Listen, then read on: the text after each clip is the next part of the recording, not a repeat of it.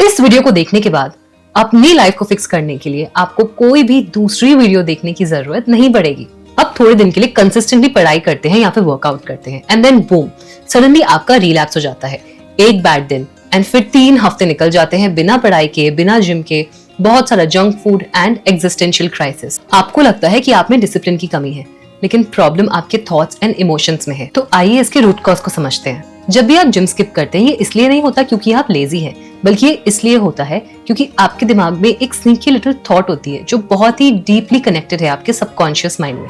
वो आपको कन्विंस करती है कि जिम जाना एक गुड आइडिया नहीं है। ये थॉट्स कुछ ऐसे साउंड करते हैं कि इवन अगर मैं आज जिम चली गई तो शायद मैं इसको कंसिस्टेंटली नहीं कर पाऊंगी, या फिर मेरा फैट तो बहुत स्टबर्न है, मैं कितना भी जिम चली जाऊं शायद मुझे हेल्प ही नहीं करेगा। ये जितने ज्यादा रीजंस आप फेलियर के ढूंढते रहेंगे उतना ज्यादा आप फेल करते रहेंगे, या फिर उससे भी बदतर ये होगा कि आप ट्राई करना ही छोड़ देंगे। आपको धीरे धीरे ऐसे थॉट्स आने लगेंगे कि शायद मुझे योगा ट्राई करना चाहिए, या पिलाटेस ट्राई करना चाहिए, या जूस क्लेंस ट्राई करना चाहिए, या फिर समथिंग मोर स्वेटी लाइक अ कार्डियो। आप इतने ज्यादा अलग अलग रास्तों पे जाओगे वो एक रिजल्ट पाने के लिए कि आप कोई भी एक रास्ते को कंप्लीटली फिनिश नहीं कर पाओगे। ये इसलिए होता है क्योंकि आपके इमोशंस अनस्टेबल हैं। आप पेशेंटली किसी भी प्रोसेस में फेथ या ट्रस्ट नहीं रख पा रहे हो और आपको रिजल्ट इंस्टेंटली नहीं मिलने पर आप बहुत ज्यादा डीमोटिवेट हो जाते हो। तो इस सिचुएशन में आप अपने इमोशंस को कैसे कंट्रोल करें, आइए समझते हैं। सबसे पहले आपको उस थॉट को आइडेंटिफाई करना है जो आपको स्टक रख रही है। ये होती है कुछ सेल्फ फुलफिलिंग प्रोफेसीज। अगर आप फेलियर की डेस्टिनेशन अपने जीपीएस में डाल देंगे तो आप घूम फिर के फेलियर की तरफ ही जाएंगे, ना कि सक्सेस की तरफ। कुछ कॉमन थॉट्स होती हैं, जैसे कि आप अपने सबकॉन्शियस माइंड में बिलीव करते हैं कि आप एक लेजी इंसान हैं, या फिर आप ये सोचते हैं कि आप कभी कोई इंस्ट्रूमेंट नहीं सीख सकते क्योंकि आपके पास तो डिसिप्लिन ही नहीं है, या फिर आपको ये लगता है कि आप पहले कभी कंसिस्टेंट नहीं थे तो आप अभी भी कंसिस्टेंट नहीं हो सकते हैं। ये थॉट्स बस नेगेटिव ही नहीं है, लेकिन ये थॉट्स आपकी न्यू रियलिटी को शेप कर रही हैं। जितना ज्यादा आप इन थॉट्स के बारे में सोचेंगे उतना ज्यादा ये थॉट्स रियल बनती जाएंगी। तो आपको अपने सबकॉन्शियस माइंड से इन थॉट्स को निकालना होगा। यू हैव टू बिहेव कि एज इफ आपने जितनी भी बार पास में फेल किया है वो मैटर नहीं करता है, क्योंकि ये एक न्यू एंड फ्रेश स्टार्ट है। तो आप सिमिलर पैटर्न्स रिपीट नहीं करेंगे। तो आपने ये तो ठान लिया कि पुराने फेलियर्स का पैटर्न आप रिपीट नहीं करेंगे, लेकिन जब कंट्रोल ही आपके सबकॉन्शियस माइंड के पास है तो आप कैसे उसको चेंज करेंगे। आइए सबकॉन्शियस माइंड की रीप्रोग्रामिंग को सीखते हैं। स्टेप 2 ये है कि आपको अपनी पुरानी नेगेटिव थॉट्स को रीफ्रेम करना है। आपको पहले अपनी सारी नेगेटिव थॉट्स को आइडेंटिफाई करना है और एक साइड पे लिखना है। फिर दूसरी साइड पे आपको सारे ऑपोजिट थॉट्स लिखने हैं। तो अगर आपकी पुरानी सेल्फ सैबोटाजिंग थॉट ये थी कि आप एक मेसी इंसान हो, तो आपको यहाँ पर राइट साइड में लिखना है कि मैं एक मेसी इंसान था आज तक, लेकिन आज से मैं एक ऑर्गेनाइज्ड इंसान हूँ। ये आपकी ब्रेन को सिग्नल करती है कि आपकी लाइफ में एक चेंज आने वाला है, 6 महीने बाद नहीं लेकिन आज से। बट ये तो बस वर्ड्स हुए ना, आपका सबकॉन्शियस माइंड वर्ड्स में बिलीव नहीं करता है, उसको प्रूफ चाहिए। तो स्टेप 3 होता है फाइंड प्रूफ।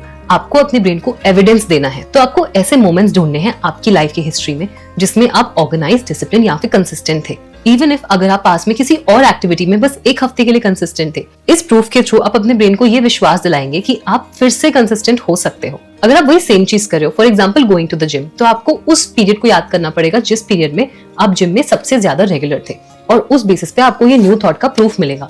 मैं ऑर्गेनाइज तो हूँ क्योंकि 2023 जनवरी में मैंने पूरे महीने शिद्दत से वर्कआउट, डाइट दोनों फॉलो किया और टोटली 4 kgs वेट लॉस किया। ऐसे कोई माइलस्टोन अचीवमेंट्स जो आपकी लाइफ में थे उनको आपको याद कराना है, ये बिलीफ को सपोर्ट करने के लिए, जिससे कि ये चीज और बिलीवेबल हो जाए। अगर आप कुछ कंप्लीटली न्यू अचीव करना चाहते हैं जो आपने लाइफ में पहले कभी किया ही नहीं है, तो आप दूसरे एरियाज में जो आपको सक्सेस मिली थी उन मोमेंट्स को याद करेंगे। फॉर एग्जाम्पल, आप उस स्किल के बारे में सोचेंगे जो स्किल आपने एकदम जीरो से मास्टर की थी और आपने कभी नहीं सोचा था कि आप वो स्किल मास्टर कर पाएंगे।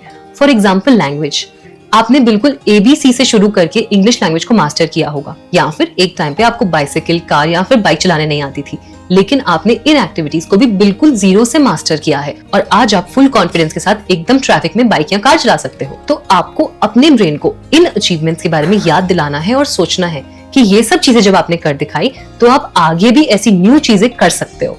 ये टेक्निक कॉग्निटिव बिहेवियरल थेरेपी में यूज की जाती है साइकोलॉजिस्ट के द्वारा अपने पेशेंट्स में डिप्रेशन एंड एंजाइटी जैसे डिसऑर्डर्स को क्योर करने के लिए। तो अगर इस टेक्निक को डिप्रेशन एंड एंजाइटी जैसे डिसऑर्डर्स को ट्रीट करने के लिए यूज किया जाता है तो आपके बेसिक डिसिप्लिन इश्यूज को तो ये टेक्निक ठीक कर ही सकती है। स्टेप 4 ये है कि आपको इस न्यू थॉट को बार बार रीइंफोर्स करना है। आपने प्रूफ तो दे दिया, लेकिन जब भी आप कोई ऐसी चीज करेंगे जिसमें आप ऑर्गेनाइज हैं या डिसिप्लिन है, तो आप बार बार अपने आप को याद दिलाएंगे कि आप ऑर्गेनाइज और डिसिप्लिन इंसान हैं। Example, look at what you've just done। जैसे अगर आपने अपनी डेस्क क्लीन करी तो आप अपने आप को बोलेंगे कि wow, I am such an organised person. अगर आप एक वॉक पे चले गए तो आप अपने आप को बोलेंगे कि wow, I am a fitness enthusiast. अगर आपने एक हेल्दी मील खाई तो आप अपने आप को ये फिर से याद दिलाएंगे कि आप एक हेल्दी इंसान है, इसीलिए आपने एक well balanced, nutritious and healthy meal खाई है। ये टेक्निक मैनिफेस्टेशन से भी बेहतर काम करती है, क्योंकि इसमें आप कुछ फैंसी स्टफ क्रिएट नहीं कर रहे हो। मैनिफेस्टेशन में आप वो चीजें प्रेजेंट टेंस में लिखते हो जो आपकी लाइफ में हुई भी नहीं है।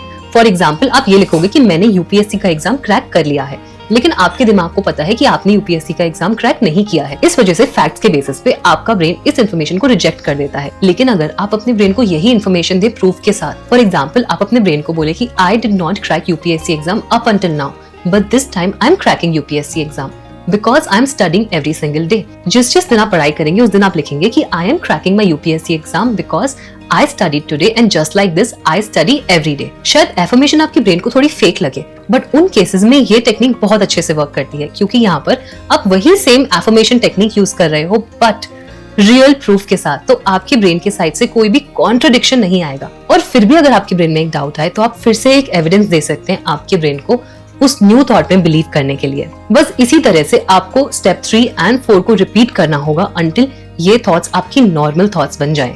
आपको इस न्यू आइडेंटिटी को तब तक रीइंफोर्स करना होगा जब तक ये आपकी नेचुरल आइडेंटिटी ना बन जाए। ओवर द टाइम आपकी सेल्फ टॉक शिफ्ट हो जाएगी and before you know it consistency आपके बिहेवियर का, आपके रूटीन का एक नेचुरल पार्ट बन जाएगी। ये वो प्रोसेस है जिसका यूज साइकोलॉजिस्ट थेरेपी में करते हैं अपने क्लाइंट्स का सेल्फ कॉन्फिडेंस इंप्रूव करने के लिए एंड उनको new and better habits incorporate करने में हेल्प करने के लिए। अगर आपको चीजें थोड़ी कॉम्प्लिकेट लग रही हैं तो मैं आपको सिंप्लीफाई करके समझाती हूँ तो आपको याद रहेगा।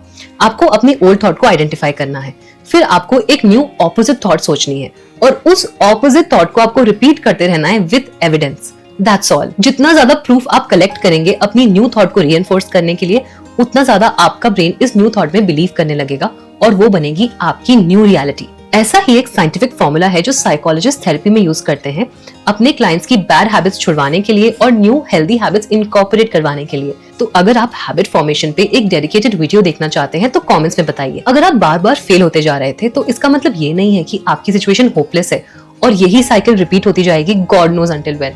आप इस साइकिल को आज ही तोड़ सकते हैं।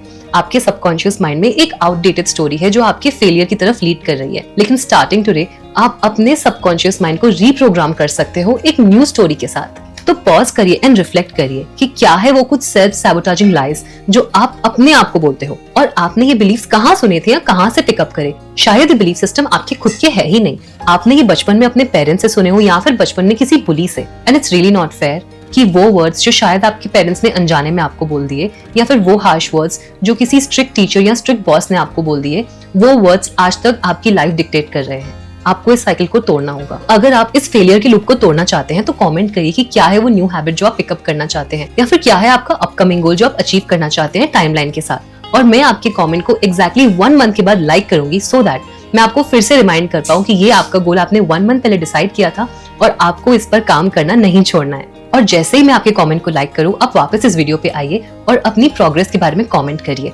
इससे ना ही बस आपको वैलिडेशन मिलेगी कि आपने जो लिखा था वो आपने कर दिखाया, लेकिन दूसरों की भी हेल्प होगी। तो किस चीज का इंतजार कर रहे हैं आप? निकालिए एक पेन और पेपर और लिख दीजिए अपनी न्यू सक्सेस स्टोरी को। Thank you for watching.